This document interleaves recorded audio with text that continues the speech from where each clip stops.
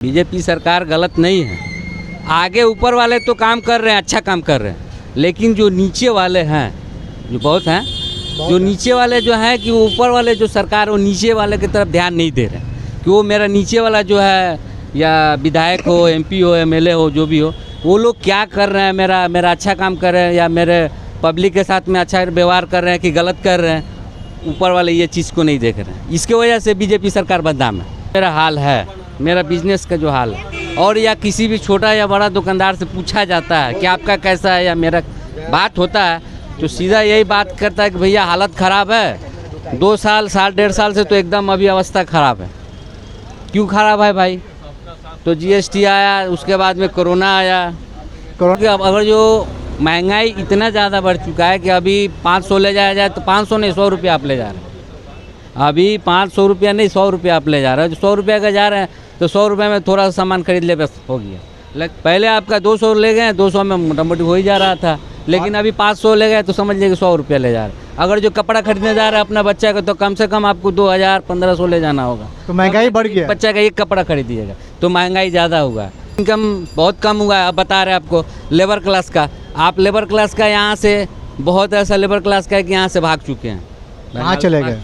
इसका है भाई महंगाई बहुत ज़्यादा हो गया, काम कम हो गया, काम कम हो गया। अब काम कम कैसे हो गया? अब कहीं हम काम कर रहे हैं, हमको दुकान में काम कर रहे हैं तो उस दुकान में हम 4 आदमी काम कर रहे हैं। अब उस दुकान में 4, अब उसका सेल नहीं है, दुकानदारी नहीं है, तो क्या करेगा? 2 ठो लेबर को तो हटाएगा और उस 2 ठो लेबर जो है वो बेकार हो गया तो भागेगा। इसके जिम्मेदार सरकार है या इसके जिम्मेदार दुकानदार है? इसका जिम्मेदार सरकार है। बनर्जी के ऊपर में हम लोग का विश्वास है कि हालात सुधरेगा।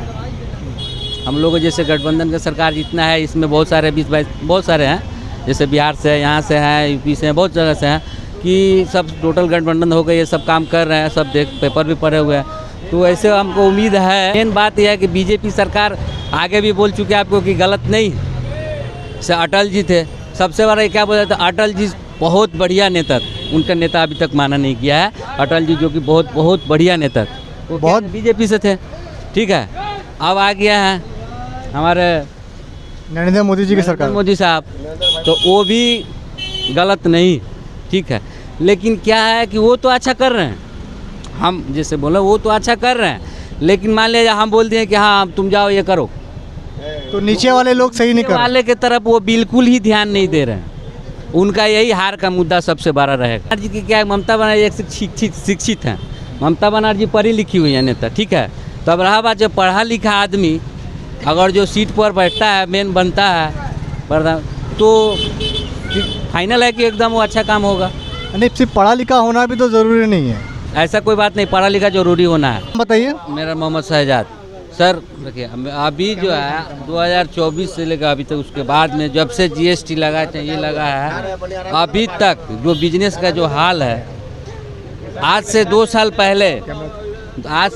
पहले और अभी तक आप एक भी किसी भी बिजनेस वाले से जाके पूछिए, छोटा हो या बड़ा हो, बड़ा वाला तो खुश है, लेकिन जब सबसे छोटा है नीचे में है, उसका पहले दादा देखिए क्या है। आप दादा अपना नाम बताइए। बेचने वाला हो दादा, आप अपना नाम बताइए। बेचने वाला कुछ भी हो, लेकिन उसका जाके हालात देखिए जाकर के कैसा है। दादा सबसे पहले एक सेकंड अपना नाम बताइए। मेरा नाम मोहम्मद शहजाद है। क्या करते हैं? हम छोटा सा कपड़ा बेचते हैं, धंधा। हाँ, आप बताइए कि 2024 के लिए आपको पता है इलेक्शन होने वाला है, तो बड़ा मुद्दा क्या आप लोगों के लिए? बड़ा मुद्दा क्या? मुद्दा यही है कि इसके बारे में नहीं बोल पाएंगे। नहीं, आपने से भी बताया कि जीएसटी को लेकर बहुत दिक्कत हुआ और भी चीज़ परेशानी जो है वो बोल दिया। परेशानी बताइए कि और क्या परेशानी है आपको? कि अभी बिजनेस का जो मेरा हाल है, मेरा बिजनेस का जो हाल है, और या किसी भी छोटा या बड़ा दुकानदार से पूछा जाता है कि आपका कैसा है या मेरा बात होता है तो सीधा यही बात करता है कि भैया हालत ख़राब है, 2 साल, साल 1.5 साल से तो एकदम अभी अवस्था ख़राब है। क्यों ख़राब है भाई? तो जीएसटी आया, उसके बाद में कोरोना आया, कोरोना। आप एक चीज़ बताइए, अवस्था ख़राब है। एक चीज़ बताइए, अभी जो गठबंधन की सरकार बनी है, तो आपको लगता है कि आपका जो पहले का जो दिक्कत या परेशानी था, ये गठबंधन की सरकार अगर 2024 में जीत जाती है तो आपका ये जो आपने बताया परेशानी वो दूर हो जाएगा? देखिए, अगर जो सब कोई ज्वाइन करके जो बना रहे हैं कि वो ये सब ठीक करना है, तो अगर तो अच्छा बात है, ठीक हो जाएगा। नहीं, अगर ठीक हो जाएगा, आपको लगता है कि ठीक होगा या नहीं हो पाएगा? देखिए, लग तो रहा है कि ठीक हो जाएगा। आपको लग रहा है कि गठबंधन की सरकार अगर आती है जीत के तो सरकार आने से ठीक हो जाएगा। अच्छा, गठबंधन की सरकार में आप किसको सबसे बड़ा नेता मानते हैं? एक तरफ ममता बनर्जी है, राहुल गांधी है, नीतीश कुमार। बनर्जी को मानते हैं। ममता बनर्जी को आप मानते हैं? ममता बनर्जी के साथ हैं। आप एक चीज़ बताइए कि ममता बनर्जी ने बहुत सारी सरकारी स्कीम, अगर आपको मालूम होगा कलकत्ता में चल रहा है, तो आपको किसी भी सरकारी स्कीम का फ़ायदा हुआ है? सरकारी स्कीम के फायदा कि द्वारे सरकार 500 रुपया, फिर आपको बहुत सा चीज़ हुआ है? हाँ, एक तो सरकारी स्कीम का फ़ायदा हुआ कि एक तो मेरा भाई थे, उनका होमगार्ड में नौकरी लगा है, और भी मेरा भाई लोग है जो कि छोटा मोटा नौकरी में ज्वाइन हुआ है। उसके बाद में एक चीज़ और बताइए कि आपके परिवार में कितने लोग हैं? मेरे परिवार में सर यहाँ पर तो हम लोग कम से कम 20-22 आदमी हैं। और रहने वाले से कहाँ के हैं? हम लोग सर बिहार से हैं, लेकिन बिहार से है, लेकिन हम लोग का बिहार से कोई नहीं, सब कुछ यही है। वोटर कार्ड सब आपका यहाँ पे है? सब कुछ है। तो एक चीज़ और बताइए कि आप लोग जब वोट देने जाते हैं तो आपके मन में क्या चलता है? पार्टी बीजेपी हो या पार्टी कांग्रेस हो, कोई भी पार्टी हो, लेकिन आप जब वोट देने जाते हैं आपके लोगों की ज़रूरी क्या है कि मेरे बच्चे को अच्छी स्वास्थ्य में शिक्षा मिल रही है कि नहीं, स्वास्थ्य मिल रही है, चाहे वो ममता बनर्जी हो चाहे बीजेपी हो, आप लोग इसके बारे में कभी सोचते हैं वोट देने का वक्त? बीजेपी से दिक्कत नहीं है। मैं वही पूछ रहा था। हमको बीजेपी से दिक्कत नहीं, बीजेपी सरकार गलत नहीं है, बीजेपी सरकार गलत नहीं है। आगे ऊपर वाले तो काम कर रहे हैं, अच्छा काम कर रहे हैं, लेकिन जो नीचे वाले हैं, जो बहुत हैं, जो नीचे वाले जो हैं कि ऊपर वाले जो सरकार, वो नीचे वाले की तरफ ध्यान नहीं दे रहे हैं कि वो मेरा नीचे वाला जो है, या विधायक हो, एमपी हो, एमएलए हो, जो भी हो, वो लोग क्या कर रहे हैं, मेरा अच्छा काम कर रहे हैं या मेरे पब्लिक के साथ में अच्छा व्यवहार कर रहे हैं कि गलत कर रहे हैं। ऊपर वाले ये चीज़ को नहीं देख रहे हैं, इसके वजह से बीजेपी सरकार बदनाम है। एक चीज़ और बताइए, बीजेपी एक चीज़ और, बीजेपी सरकार उसके लिए भी बदनाम है। अगर आप बता पाएँ, ईडी की अगर आप रेट देखिएगा तो बहुत सारी ईडी का रेट हो रहा है, खासकर जितने भी अपोजिशन पार्टी है वहाँ पर ज़्यादा ईडी की रेट होगा। ये आप कैसे देखती है, सही हो रहा है या गलत हो रहा है? मान लीजिए जो करप्शन किया है वहाँ पर ईडी की जो रेट पड़ती है, सही है या गलत है? गलत। गलत कैसे? अगर किसी ने कोई गलत किया तो वहाँ पर तो ईडी का रेट पड़ना ही चाहिए, या कोई भी गलत किया तो आपको क्या लगता है ये सही है? नहीं। दूसरी चीज़ बताइए, महंगाई को लेकर हम लोग बात करते हैं कि पहले आप जब बाज़ार लेने जाते थे, पहले कितना में झोला भरता था और अभी कितना में झोला भरता मैं है? शुरू से बोल रहा हूँ कि अब अगर जो महंगाई इतना ज़्यादा बढ़ चुका है कि अभी 500 ले जाया जाए तो 500 नहीं 100 रुपया आप ले जा रहे हैं। अभी 500 रुपया नहीं 100 रुपया आप ले जा रहे हैं। जो 100 रुपया का जा रहे हैं तो 100 रुपये में थोड़ा सा सामान खरीद ले, बस हो गया। आप पहले कितना का सामान में आपका झोला भरता था? पहले आपका 200 ले गए, 200 में मोटा मोटी हो ही जा रहा था, लेकिन अभी 500 ले गए तो समझ लीजिए 100 रुपया ले जा रहे हैं। अगर जो कपड़ा खरीदने जा रहा है अपना बच्चा का, तो कम से कम आपको 2000-1500 ले जाना होगा। तो महंगाई बढ़ गया। बच्चा का एक कपड़ा खरीदिएगा तो महंगाई ज़्यादा होगा। तो इस हिसाब से आपका इनकम बढ़ा है कि नहीं पहले से? पहले से इनकम बहुत कम हुआ है। अब बता रहे हैं आपको लेबर क्लास का, आप लेबर क्लास का यहाँ से बहुत ऐसा लेबर क्लास का है कि यहाँ से भाग चुके हैं। कहाँ चले गए? इसका है भाई, महंगाई बहुत ज़्यादा हो गया, काम कम हो गया, काम कम हो गया। अब काम कम कैसे हो गया? अब कहीं हम काम कर रहे हैं, हमको दुकान में काम कर रहे हैं तो उस दुकान में हम 4 आदमी काम कर रहे हैं। अब उस दुकान में 4, अब उसका सेल नहीं है, दुकानदारी नहीं है, तो क्या करेगा? 2 तो लेबर को तो हटाएगा, और उस 2 लेबर जो है वो बेकार हो गया तो भागेगा। इसके जिम्मेदार सरकार है या इसके जिम्मेदार दुकानदार है? इसका जिम्मेदार सरकार है।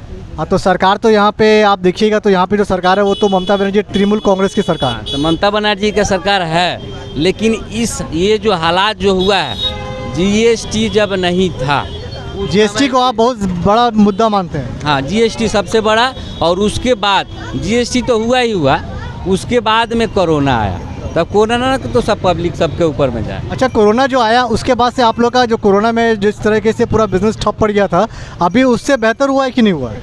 हाँ, उससे तो बेहतर हुआ है। उससे बेहतर हुआ, लेकिन उससे पहले आप जो देखिएगा महंगाई उससे और भी ख़राब हो गया सिचुएशन, है ना? हाँ, बहुत ज़्यादा ख़राब हो गया।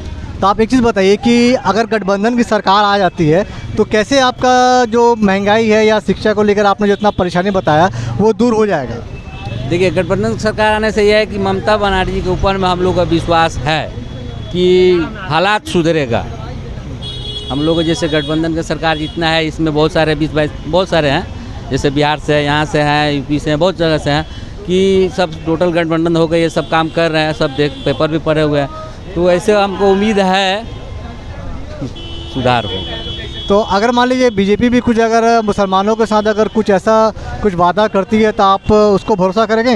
देखिए, भरोसा करने का लायक, देखिए भरोसा किया जा सकता है और नहीं भी। मेन बात यह है कि बीजेपी सरकार आगे भी बोल चुके हैं आपको कि गलत नहीं है। जैसे अटल जी थे, सबसे बड़ा क्या बोला था, अटल जी बहुत बढ़िया नेता थे, उनका नेता अभी तक माना नहीं गया है। अटल जी जो कि बहुत बहुत बढ़िया नेता थे, वो बहुत बीजेपी से थे, ठीक है।